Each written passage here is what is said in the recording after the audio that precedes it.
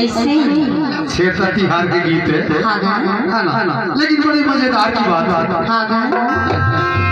सेवी के नाम ढकरा में चढ़े। अच्छा बोला हमारा जी देखा अब तोरे के विचार बोला तोरे के विचार दादी का तोर ना सागरा ऐसे तो आज ही तोरे ना फिर गए कामा तोरा वाला जान बड़ी जुगाड़ी आ गई पैसे के आगे। बोला कामा तोरा जाने बोला ओली अमा तोर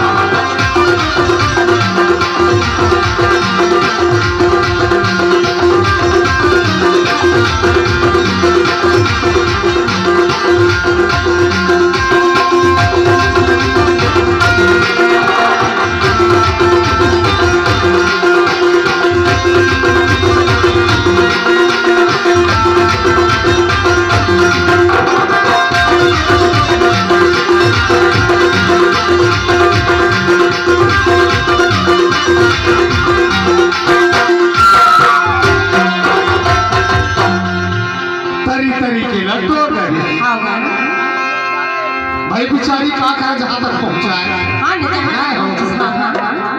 और पर फोट बच गया वो खरखा जुगाड़े और लड़का मन लगा और आउट तोड़ दिया और मारे कच्ची पैसा खिलाए के सुनाई चाहिए कौन तो मोबाइल पछकाई मारा कहाँ सुना तो आज के जुगाड़ ला बता दो आज जुगाड़ लगाई ऊपर के बताओ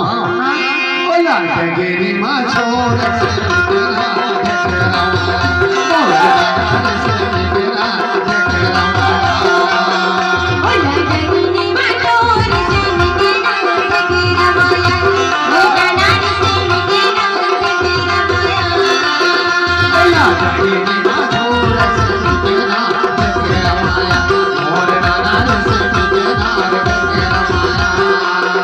Oh,